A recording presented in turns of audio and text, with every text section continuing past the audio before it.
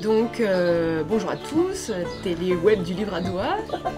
Alors je m'appelle Marianne, j'ai 29 ans et là je suis en préparation pour aller au Canada après y avoir passé un an.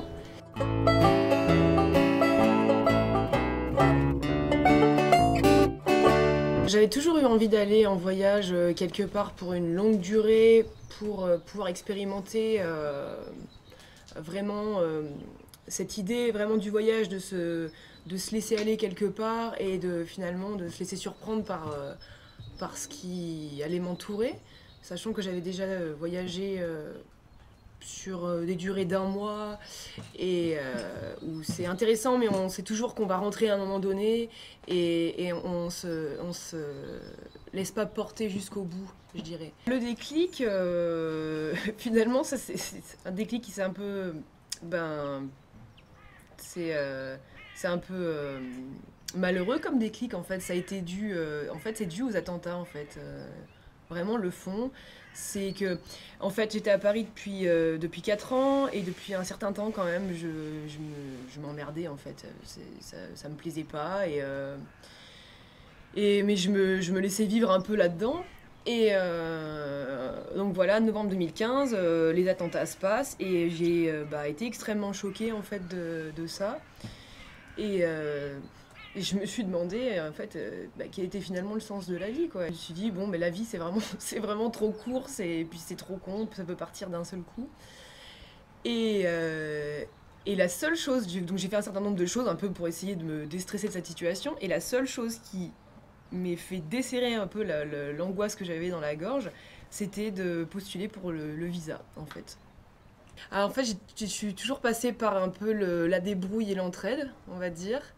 Une semaine avant de partir, j'avais rien.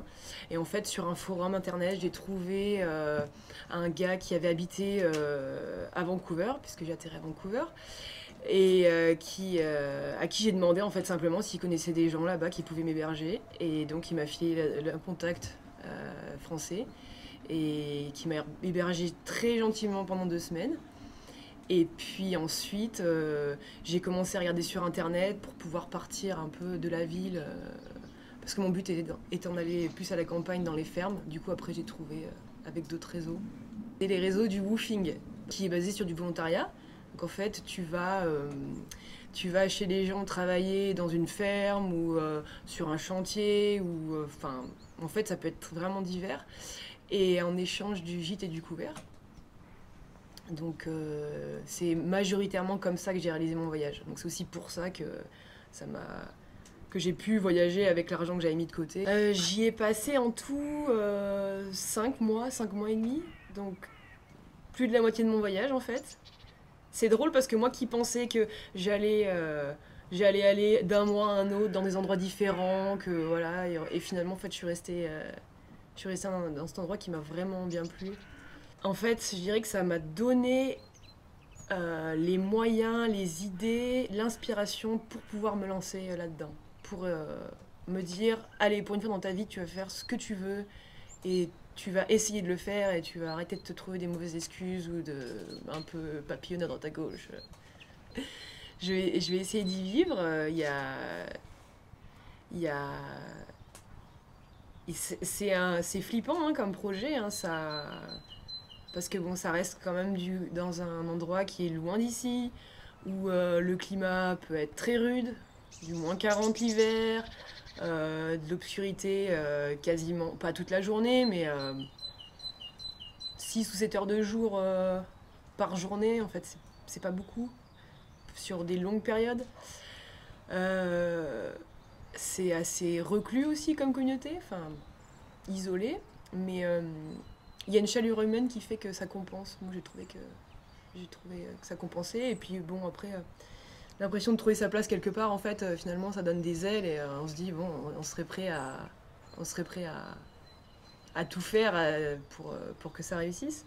C'est ça qui est drôle en fait avec le voyage, et ce que je disais tout à l'heure sur le fait que tu sais jamais où est-ce que ça va t'emmener, c'est que moi je m'étais dit ok donc j'irai au Canada pendant un an, je vais apprendre tout ce que j'ai besoin de savoir sur la vie à la ferme, le jardin, tout ça, et Et en fait, mais j'étais loin d'imaginer que ça m'emmènerait aussi loin géographiquement, et puis aussi dans ma tête en fait. Et c'est super en fait quand tu vas dans un endroit où bah, t'aurais pas imaginé et où tu te dis, et bah, ici tout va bien, et tout ira bien, et je suis rassurée, et je suis bien. Quand tu pars en voyage, c'est dingue, en fait, tu peux te réinventer. C'est pas que t'es quelqu'un de différent, mais c'est juste que, et ben, t'arrives avec ton bagage et tu te comportes différemment quand t'es là-bas que quand t'es ici.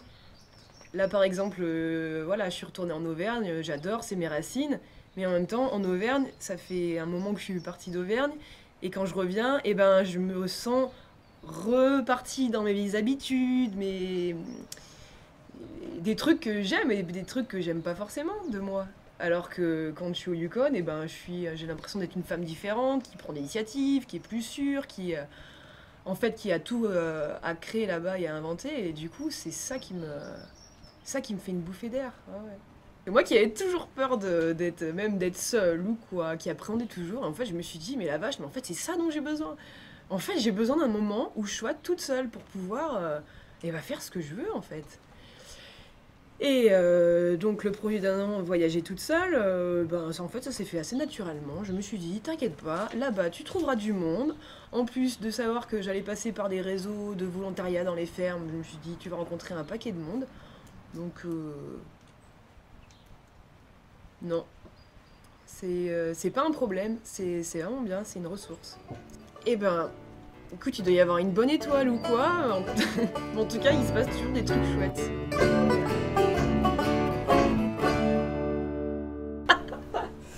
Je les couperai pas tous. C'est vrai, j'aime bien.